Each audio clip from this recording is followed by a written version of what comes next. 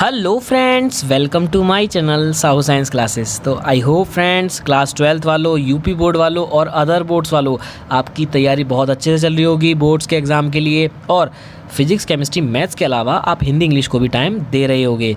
तो आज की वीडियो में हम बहादुर कहानी का सारांश समझने वाले हैं, जो कि हिंदी का आपका मोस्ट इम्पॉर्टेंट टॉपिक है। मैं आपको एक चीज़ दिखा देता हूँ। ये रहा, देखो 2023 का सामान्य हिंदी का आपका पेपर। देखो ये 302 सेट है और इसमें देखो आज की जो कहानी है उसका नाम है बहादुर। अब मैं आपको दिखाता हूँ कि क्या ये पेपर में आती है। तो देखिए बच्चों, ये रहा। लास्ट मैंने जो वीडियो डाली थी वो मैंने डाली थी पंचलाइट पे। तो देखो ये रहा, ध्रुव यात्रा अथवा पंचलाइट लिखो। कितने नंबर की? 5 नंबर की। और यहाँ पर है बहादुर कहानी के उद्देश्य पर प्रकाश डालिए। अधिकतम सीमा 80 शब्द है। 80 शब्द से ज़्यादा नहीं लिखना तुम्हें, 80 शब्द के अंदर ही लिखना है ना। ये भी 5 नंबर है। तो देखो अथवा अथवा लिख रहा है, मतलब ध्रुव यात्रा, पंचलाइट, बहादुर, इन तीनों में से आपको कोई एक करनी है। ठीक है, तो पंचलाइट मैं आपको करा चुका हूँ और बहादुर मैं आपको आज करा रहा हूँ। और इन दो और ध्रुव यात्रा, इन तीनों में से हर साल कोई ना कोई एक या दो पक्का आती हैं। तो आपको कोई एक करनी होगी यार। तो आपको कहानी का तो टेंशन लेनी नहीं है, आपके 5 नंबर आज पक्के होने वाले हैं। तो आइए शुरू करते हैं बिना टाइम वेस्ट किए। देखो बहुत ही इंटरेस्टिंग वे में आपको समझाऊंगा, तो आपको समझना है और बस ध्यान से पूरी वीडियो को एंड तक देखते जाना है। देखो सबसे पहले बहादुर कहानी का सारांश जो है, अमरकांत जी द्वारा लिखी बहादुर कहानी एक मध्यम वर्गीय परिवार में नौकर के साथ परिवारजनों द्वारा किए गए अत्यधिक कटु व्यवहार की कहानी है।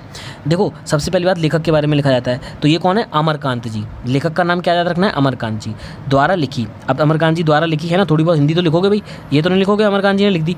तो अमरकांत जी द्वारा लिखी बहादुर कहानी, उसका नाम लिख दिया आपने ऐसे अच्छे तरीके से, बहादुर कहानी। अब ये किसके बारे में है?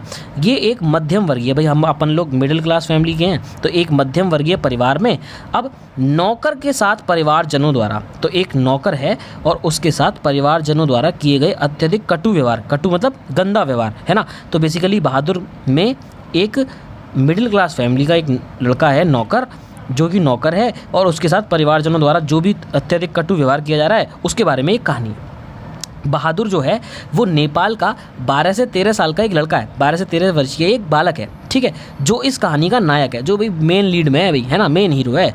और जो अपनी माता के दुर्व्यवहार से तंग आकर, देखो क्या होता है कि हम छोटे छोटे बच्चे जो होते हैं वो भाई मम्मी जो होती हैं वो उनके लिए भला चाह रही हैं भले, लेकिन बस जरा सा उन्होंने कुछ बोल दिया तो नाराज़ हो गए। तो ऐसे ही, लेकिन उसकी जो माँ थी वो आई थिंक ज़्यादा दुर्व्यवहार कर रही होगी उसके साथ, तो उसे ऐसा लगा कि वो तंग आ गया और वो घर छोड़कर शहर निकल गया, है ना। इतना गुस्सा हो गया कि शहर निकल जाता है और वहाँ पर निर्मला के परिवार में नौकरी करने लगता है। तो देखना बहुत ही ईजी चीज़ है। मैंने आपको स्टार्टिंग में क्या बताया कि अमरकांत जी ने लिखी है बहादुर कहानी, और ये किसके बारे में है कि एक नौकर के साथ परिवारजनों ने जो भी कटु व्यवहार किया है उसके लिए है। फिर आया बहादुर, नेपाल का 12 से 13 साल का एक लड़का है ना, जो इस कहानी का नायक है और जो अपनी माता के दुर्व्यवहार से तंग आकर कहाँ चला जाता है? घर से शहर चला जाता है। अब वो शहर में जाता है तो खाएगा पिएगा कैसे?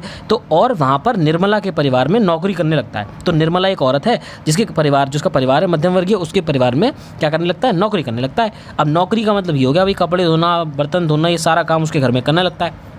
अब बहादुर निर्मला के घर के सभी काम बहुत ही ईमानदारी से करता है। भाई वो ईमानदार बंदा था, है ना। ये नहीं कि वो मम्मी से तंग आकर अगर शहर में आ गया तो चोरी चकारी करेगा। वो ईमानदार था, 12 से 13 साल का बच्चा ही तो है। अब निर्मला और उसका परिवार जो है वो पहले तो बहादुर से अच्छा व्यवहार करते हैं, है ना। देखो बेसिकली फोकस इसी पे है कि पहले तो भाई वो बहादुर है और क्या कहते हैं, उसका नाम बहादुर है, तो बहादुर से अच्छा व्यवहार कर रहे हैं। परंतु कुछ समय बाद, अब देखो वही वाली बात आ गई, कुछ समय बाद क्या करा, वे उसके साथ मारपीट करने लग गए। उससे छोटी सी गलती हो गई, चाय गिर गई या फिर कुछ हो गया, है ना, कोई मेहमान आ गए, उनसे बदतमीजी, उन्हें लगा कि ये कुछ कर नहीं रहा है, काम नहीं कर रहा, तो उनके सामने बदतमीजी कर दी, उसके सामने मारपीट कर दी, तथा गाली गलौज भी करते हैं। तथा क्या भी करते हैं? गाली गलौज भी करते हैं। मारपीट और गालियों के कारण, अब भाई किसी को तो मारोगे ठीक है, और गालियां दोगे तो कारण बहादुर का मन काम में नहीं लगता, और उसका काम में मन नहीं लग रहा है ना। वो ये सोच रहा है कि मैं शहर क्यों आ गया, मेरा दिमाग खराब था, मैं यहाँ पे आ गया अपनी मम्मी से लड़के।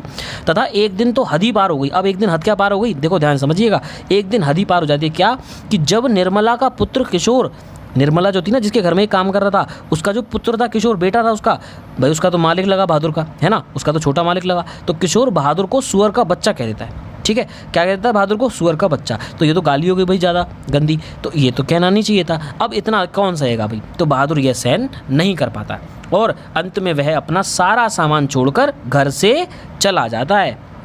इतना किसी के बस की नहीं है कि कोई सुन ले इतना भाई, है ना। तो वो घर छोड़कर चला जाता है और सामान भी अपना छोड़ के चला जाता है। भाई इतना गुस्सा आ जाएगा कि सामान वामान सब छोड़ के भाग गया। अब निर्मला के पति शाम को जब दफ्तर से लौटे तो उन्हें पता चला कि बहादुर अपना सारा सामान छोड़कर घर से चला गया। अब निर्मला का जो पति था, जो मेन मालिक था, वो शाम को लौटा। अब शाम को उसने देखा कि हुआ क्या मैटर, तो उसने उसे पता चला होगा कि भाई उसके लड़के ने ऐसे बदतमीजी कर दी, गाली वाली बक दी, इसलिए वो अपना सारा सामान छोड़ के चला गया।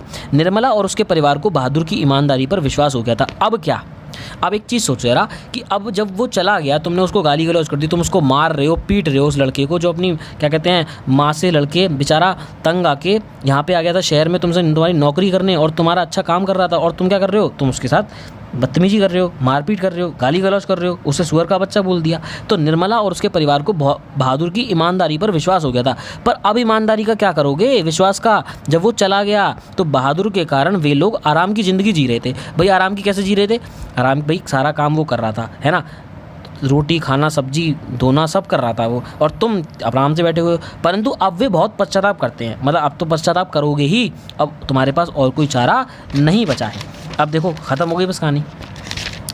अब देखो ये इन्वर्टेड कॉमा में क्या लिखा है, इसको लिखना है आपको अच्छे से। अब पछताए क्या होत जब चिड़िया चुग गई खेत। भाई यार आपने पढ़ी होगी कि अब पछताए क्या होता है जब चिड़िया चुग गई खेत। अब तो चिड़िया गई चुग के। तो वही चीज़ है कि बहादुर में सहनशीलता और स्वाभिमान की भावना कूट कूट कर भरी है।